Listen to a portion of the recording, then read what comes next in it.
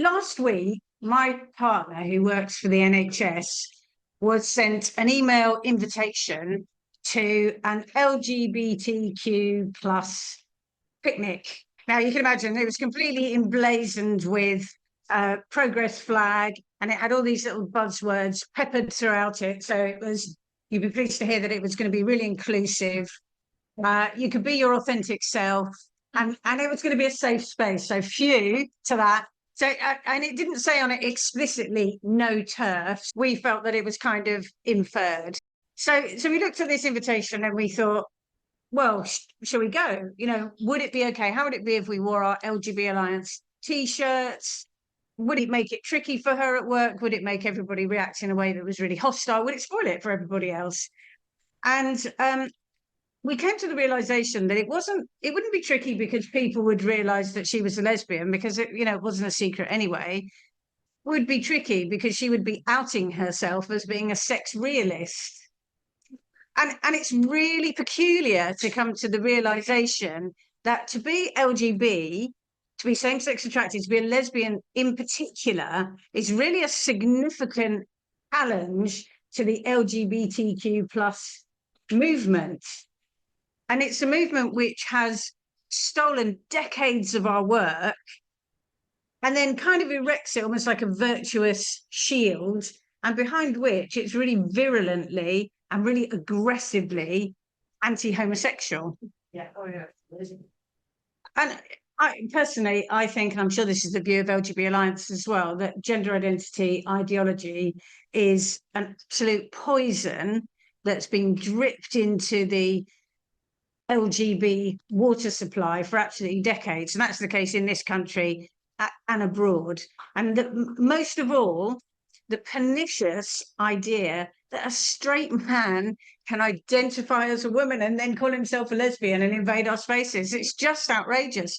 And that idea has really seeped into, the BBC. It's seeped into our big institutions like the NHS. It's right across the media and in the press and through our big HR department. So there's just no escape for it for lesbians. So how does it affect us? Well, it obviously affects the ability to form relationships. So if you look at a dating app and it's full of weirdy, beardy blokes pretending to be lesbians, it's especially bad for young women who are just coming to terms with, what it might be like to navigate the world as a lesbian, hop onto a dating app and this is what we see. And I hope you won't mind if I just give a quick shout out to our helpline at this point that we've developed. So you can find it, it's the lgbhelpline.org. It's a great service. It's entirely run by volunteers who've been through safer recruitment. They're highly trained. They've been checked to the highest DBS level, and they've all come to us from other organisations like Samaritans or Crisis or Mind. And the unique thing about our service is it's run by lesbians, gay men and bisexuals who believe in biological reality. I mean, it's astonishing, and that's the only one of its kind in the country. And what that means is if a young person rings up, if a girl rings up and she likes to have short hair and she's a tomboy and maybe she's attracted to another girl, we won't say, have you considered that you might actually be a boy? We won't be sending out breast binders, and we won't be affirming anybody's delusion that they can change sex. And to me, stepping back, the idea that is astonishing in itself. So that's where we are. But gender identity ideology as well, it means we can't have our own social spaces. There is a particular kind of man for whom it's complete catnip, the idea that there's a space for women only and that those women are lesbians in that space. That he delights in being able to insert himself in there and in being able to call us bigots for objecting. It's absolutely horrifying. Yeah. And our language, of course. So I'm going to declare, you're probably not surprised to hear, I'm not a cis lesbian. And I will confess that I'm also not transbian friendly. And our history has been so affected as well. It's infuriating to hear famous dykes turned trans or non-binary by all these credulous queers at the BBC in publishing and the media and academia. It's just outrageous. But what's happening here, of course, is happening worldwide as well. And our fight is, and it must be, international. So LGB Alliance supports and collaborates organisations right around the world in really, really different kinds of territories. So we work with groups in Taiwan, Australia, Canada, Bulgaria, Uganda. And the specific challenges that are facing those countries are hugely different. So in Uganda, for example, it's illegal to be lesbian or gay, and you can be imprisoned for a really long period of time, and people are, and they're treated terribly. And their Anti-Homosexuality Act in 2014 was challenged this year too, but that was unsuccessful. And we hear from volunteers who on the ground that it's becoming increasingly dangerous to be lesbian or gay in Uganda. And then we work with people in Australia. So if you look at Tasmania, for example, they didn't decriminalise homosexuality until 1997. And then in 2022, Tasmanian lesbians were told that they could not gather together without a man who identified as a woman present. He must be allowed to attend. It was illegal for them to try to exclude men from a lesbian gathering. So they got about a time period of about 25 years when it was okay to be a lesbian, and now it's not again. And then Canada, Canada, I mean, this is about the sort of upside downing of language, isn't it? But they consider themselves to be so progressive. And for years, it was absolutely fine to be a lesbian in Canada. But now to be exclusively same-sex attracted earns you the title of being exclusionary, or you're a bigot, or the worst of all, you're unkind. So we found that in Western countries, there's a kind of a universal, despite all the differences, there's a universal kind of driver for all of this, for all of these iniquities that are suffered, and that's men's fetishes. The dominant force is men's sexual desire that must be catered to in all instances.